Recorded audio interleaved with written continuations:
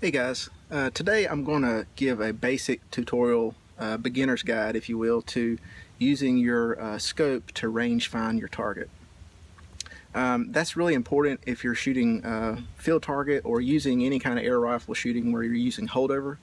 And I'm coming to you with a perspective from a hunter class field target. In hunter class field target we're restricted to a 16 power scope, and to be able to range find to your target is really important for holdover, so use the right holdover. And it can be really tricky with a 16 power scope, especially beyond 45 yards. It's really hard to determine what the range is to your target. In field target they don't tell you the range to your target, so you have to figure that out yourself. So this is an attempt to explain range finding with your scope. Now when shooting field target, you need a scope with an adjustable objective focus, and that either comes as a side focus like this one, or on the front bell. And what I'm going to describe today applies to either one, but what I'm focusing on is the side wheel version. You need that for two reasons. The first is to be able to focus on your target and see it clearly, and the second is of course to be able to determine the range to that target. Now if you get your range wrong, you're going to end up using the wrong holdover and you're probably going to miss your kill zone, your target. So that's why using a focus wheel is so important. Now before you even start figuring out your focus with your side wheel and setting up your scope for the first time, the very first thing you actually need to do is adjust your eyepiece.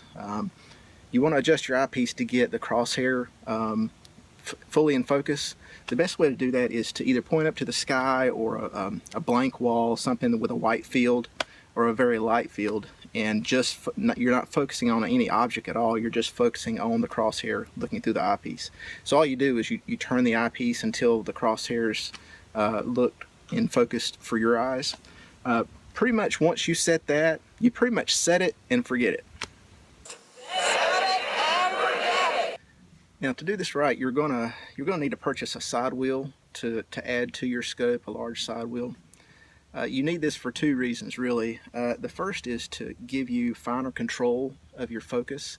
If you're just using the knob, you end up overcompensating. You just don't have enough control to focus on your target. So you need it for that. The second reason you need it is to physically put markings on the wheel. And so what you do is you put some tape on your wheel, and then you physically make marks on it for the different yardages. So the wheel gives you a surface to actually make those notes on your wheel. So whenever you're focusing on a target and it lines up at 25 yards or whatever, you know that the distance is 25 yards. I mean, you have to have those physical marks on your wheel for that to work. Now you can get all different kinds of wheels. Custom wheels are out there depending on your brand of scope. As you can see, I've added this crazy looking metal band to mine.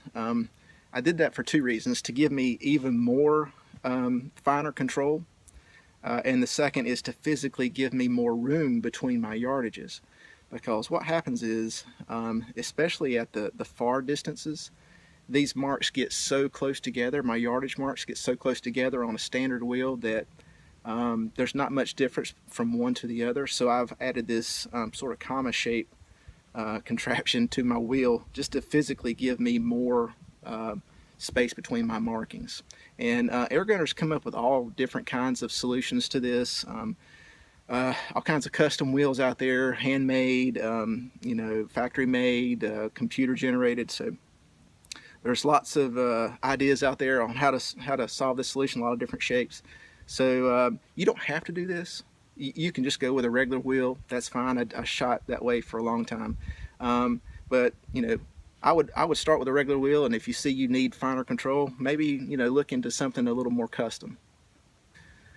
So to make your yardage markings on your wheel, it really takes some upfront experimenting and physically just getting out. In my opinion, the best thing to do is get out and set up targets at different yardages and have each one measured ahead of time. You know, mark it on the target what the distance is. So whenever you're sitting back here, I can focus on each yardage and make my marks on the tape on my wheel. It helps to have something with texture to focus on. It just gives your eye something physically to look at. If you have just a a blank target or a blank sheet of paper, or even something without texture, it's really hard for me anyway to focus in on it and make sure that I'm at the right yardage. So what I've done is I've set up rusty tin cans on each of my targets, and I actually focus on that tin can to to determine what the right marking would be for that yardage. And I set up my targets, and they're all pre-measured. Every yard from 10 yards to 20 yards, I set up a target with a rusty tin can on it. And then every 10 yards from 20 on out to 55. Now some people might do more than that. They may need that, and that's cool. So but a rusty tin can helps. If not that, a center block, or even I've printed out a photographer's focus page off the internet, just downloaded some images of some focus pages that are free and printed those out, and that works too. Just something for your eyes, sort of like going to the eye doctor and you're looking at something trying to tell what's in focus. That's basically what you're doing. So once you have your target set up and your yardage measured out for each one, you've got something to focus on.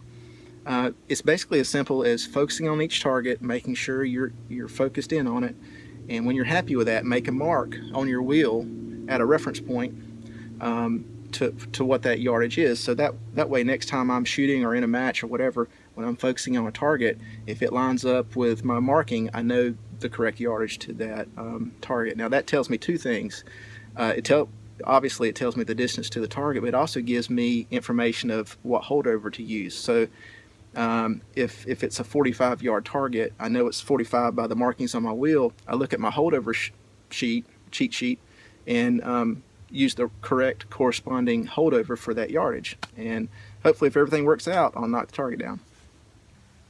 Now the reason I measure out, make my notes on my wheel every yard out to 20 yards is because the closer targets, the point of impact changes the most as that pellet is arcing. So my holdover is the most dramatic from 10 to 20 yards. It changes the most. So that's why I have yardage markings for each one, because my holdover is so different at those close distances.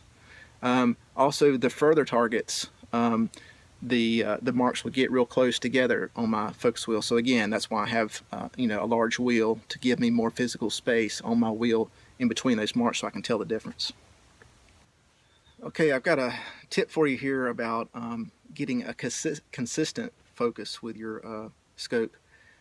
I've discovered, and I feel like it's probably true for a lot of scopes. This is not a super expensive scope by any means. It's pretty affordable.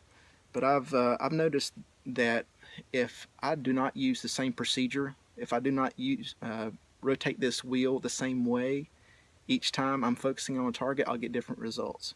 Now what I mean is, I usually focus from near to far, and if I make a mark at my distance measuring from near to far in focus, if I make a mark, now if I try to do the opposite and go from far to near focusing on my target, my yardage mark will be in a different place. So that tells me that it's a mechanical thing.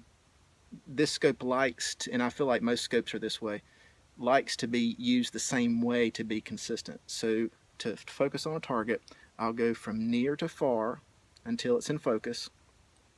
I go slightly past it, so where it starts to get fuzzy again, and then I go back to focus. Now I use that same procedure every time I'm focusing on a target to determine the distance to it.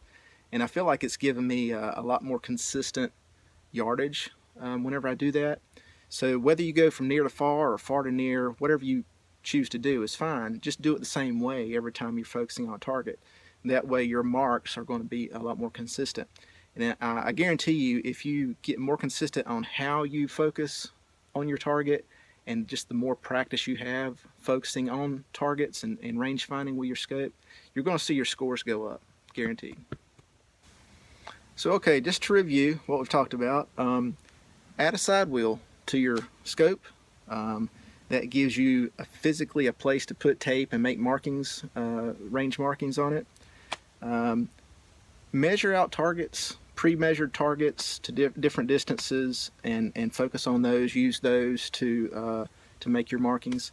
Also use like a tin can or something rusty, or something with some texture on it. It's a whole lot easier to focus on something that's got texture.